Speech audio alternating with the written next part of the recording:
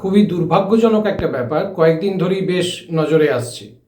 Social মিডিয়ার বিভিন্ন স্তরে, বিশেষত ফেসবুক এবং হোয়াটসঅ্যাপে লাগাতার ভাইরাল হতে থাকছেন একজন বিশিষ্ট চিকিৎসক, যিনি নিজেকে একজন হোমিও চিকিৎসক বলে দাবি করছেন এবং বিভিন্ন জায়গায় মিটিং মিছিল করে মাস্ক বিরোধী কথাবার্তা, করোনা ভাইরাস বিরোধী কথাবার্তা, স্যানিটাইজার বিরোধী কথাবার্তা, সামাজিক দূরত্ব বিধি বিরোধী কথাবার্তা ইত্যাদি নানা রকম কথাবার্তা আমরা শুনছি এবং সত্যি এটা ভীষণ দুর্ভাগ্যজনক একজন প্রতিষ্ঠিত ডক্টরের কাছ থেকে এটা শোনা। এবং মানুষ খুব র্যাপিড এটাকে শেয়ার করতে থাকছে, বিষয়টাকে ভাইরাল করে ফেলেছে। কেন না, মানুষের মধ্যে এক বৈপ্লবিক সত্তা জাগ্রত হয়েছে।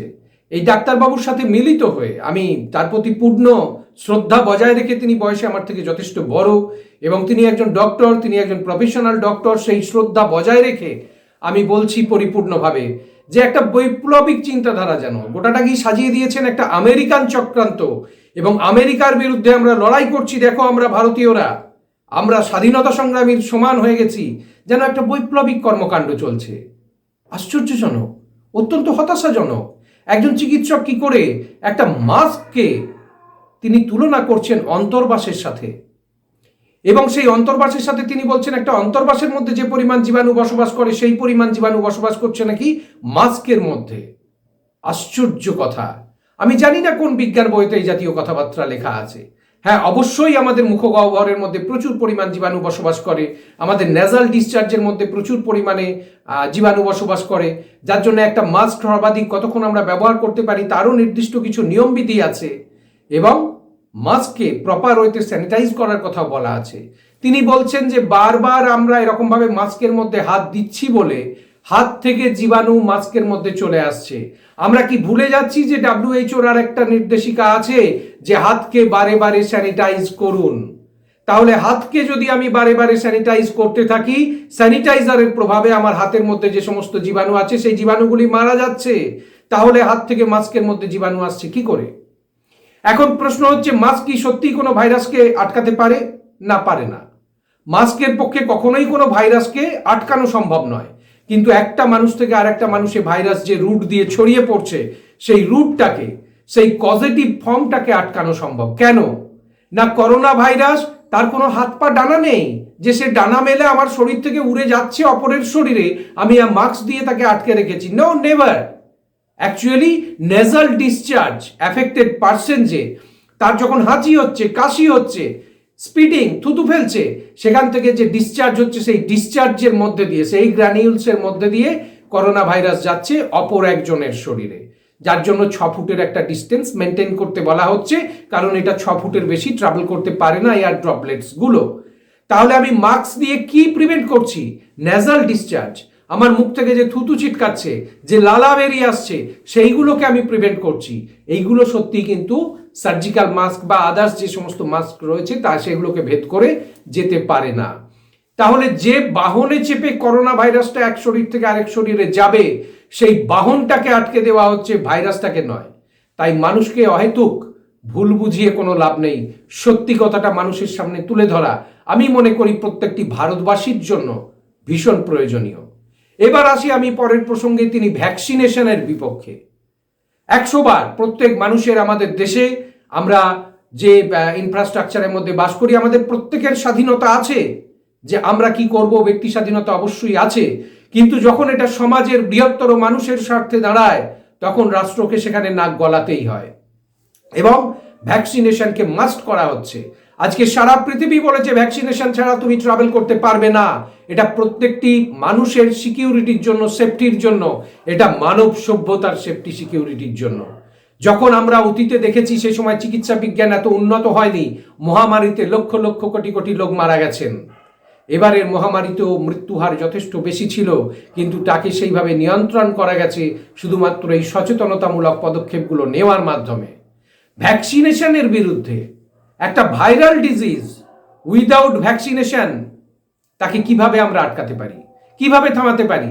আপনারা জানেন পোলিও ভাইরাস, তার বিরুদ্ধে ভ্যাকসিনেশন করে করে আজকে দীর্ঘদিন ধরে ভ্যাকসিনেশন করে করে সেটাকে সমূলে উৎপাটন করা গেছে।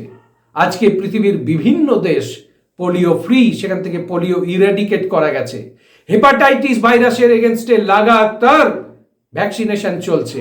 আমরা জানি মামস এর এগেনস্টে লাগাতার ভ্যাকসিনেশন চলছে, চিকেন পক্সের এগেনস্টে ভ্যাকসিনেশন চলছে, মিজলসের এগেনস্টে ভ্যাকসিনেশন চলছে, সার্সের এগেনস্টে ভ্যাকসিনেশন চলছে। তাহলে যত ভাইরাল ডিজিজ পৃথিবীতে আছে প্রত্যেকটার এগেনস্টে ভ্যাকসিনেশন চলছে এবং প্রত্যেকবার এটাই প্রমাণিত হয়েছে। এবং এই কাজগুলো WHO করে আসছে, যে WHO কে উনি কাঠগোড়ায় দাঁড় করাতে চাইছেন। আমি কারণ নাম করতে চাইছি না, কোনো সংগঠনের নাম করতে চাইছি না, কারণ আমি নিজে কোনো সংগঠন নই। আমি একজন সামান্য মানুষ মাত্র, কিন্তু কিছুটা মাত্রায় বিজ্ঞান পড়ার কারণে বিজ্ঞানের যে সামান্যতম ক্ষুদ্র নলেজ আমি সংগ্রহ করেছি, সেখান থেকে আমি বলতে পারি ভ্যাকসিনেশনই হলো একমাত্র রাস্তা যার মাধ্যমে কোনো একটা ভাইরাসের বিরুদ্ধে আমরা সঠিক প্রতিরোধ ক্ষমতা গড়ে তুলতে পারি। ভাইরাসকে মেরে ফেলা নয়, তার বিরুদ্ধে সঠিক প্রতিরোধ ক্ষমতা গড়ে তোলা, এটাই বোধহয় সর্বোত্তম পন্থা। এইভাবে আগিয়েই কিন্তু আমরা বিভিন্ন ভাইরাসের দাপটকে পৃথিবীর বুক থেকে মুছে ফেলতে পেরেছি, বা সেই সমস্ত ভাইরাসের প্রকোপ থেকে মানব সভ্যতাকে রক্ষা করতে পেরেছি। আজকে যতগুলো ব্যাকটেরিয়াল ডিজিজের এগেনস্টে ভ্যাকসিনেশন আছে, ব্যাকটেরিয়াল ডিজিজের এগেনস্টে এত ভ্যাকসিন লাগে না কেন? না, সেক্ষেত্রে আমরা জানি যে অ্যান্টিবায়োটিক আছে যেটা ব্যাকটেরিয়ার এগেনস্টে কাজ করে, কিন্তু অ্যান্টিভাইরাল বলে বোধহয় এখনো পর্যন্ত চিকিৎসা শাস্ত্রে কিছুই সেরকম হয় না। আমি জানি না এই সংগঠন এবং তাদের যিনি লিডারশিপ পালন করছেন সেই ডক্টর বাবু কেন এইভাবে মানব সভ্যতাকে বিভ্রান্ত করতে চাইছেন, ভারতবাসীকে বিভ্রান্ত করতে চাইছেন। কিন্তু আপনারা নিশ্চয়ই বুঝতে পারলেন আমার কথা থেকে যে মাস্ক পরাটা কতটা দরকার। বিশেষত কেউ বলেনি, কোথাও বলেনি যে সারা দিন ধরে মাস্ক পরে থাকতে হবে, 24 আওয়ার্স মাস্ক পরার কথা WHO কোথাও বলেনি। বলা হয়েছে যখন আপনি ভিড়ের মধ্যে যাচ্ছেন, যখন আপনি নিজের মধ্যে হাঁচি কাশি সিমটমসগুলো ফিল করছেন, অপরের সেফটির জন্য আপনি মাস্কটা ইউজ করুন। হ্যাঁ, মানছি কোথাও কোথাও হয়তো পুলিশ প্রশাসন বাড়াবাড়ি করছে। আমরা বিভিন্ন অমানবিক চিত্র বিভিন্ন সময় দেখেছি। পুলিশ প্রশাসনের হাত পা বাঁধা, কিছু করার নেই। তারা সরাসরি কোভিড যোদ্ধা, তারা ফ্রন্ট লাইনে থেকে লড়াইটা করে। সব থেকে প্রথমে সংক্রমণের ভয় তাদের মধ্যেই থাকে। আর প্রত্যেকটা মানুষ নিজেকে ভালোবাসে, সে প্রত্যেকটা মানুষ প্রত্যেকটা আইডেন্টিটি বাঁচতে চায়। তাই পুলিশ প্রশাসন মানুষকে বলছে, বারবার অনুরোধ করছে, কোথাও কোথাও হয়তো বলপ্রয়োগ করে ফেলেছেন এত কাজের চাপ সামলাতে সামলাতে, কিন্তু তারা মানুষকে বারবার অনুরোধ করছেন, নিয়মিত নানান পন্থা আবিষ্কার করছেন, মজাদার মজাদার পন্থা, সেলফি তোলা থেকে আরম্ভ করে চকলেট গোলাপ বিতরণ আরম্ভ করে নানা রকম পন্থা, যাতে মানুষ সচেতন হয়ে মাস্কটা পরে। 100 বার সারাদিন মাস্ক পরে থাকলে বডিতে অক্সিজেন লেভেল কমে যাবে। 100 বার সেখানে দেখা যাবে যে ব্লাড টক্সিসিটি বেড়ে যেতে পারে। সেক্ষেত্রে আমাদের মেটাবলিক বেশ কিছু ডিস্ট্রেস তৈরি হতে পারে। 100 বার, এগুলো সত্যি কথা, বিজ্ঞান তাই বলছে। কিন্তু বিজ্ঞান এটাও বলছে নিজের নিরাপত্তার জন্য মাস্কটা যথাযথভাবে ইউজ করুন। যখন আপনি ক্রাউডি প্লেসে আছেন, যখন আপনি পাবলিক প্লেসে আছেন, আপনি ঘরের মধ্যে যখন অবস্থান করছেন, আপনার মাস্ক না পরে থাকলেও চলবে। মিনিমাম একটা 6 ফুটের ডিস্টেন্স মেনটেন করুন।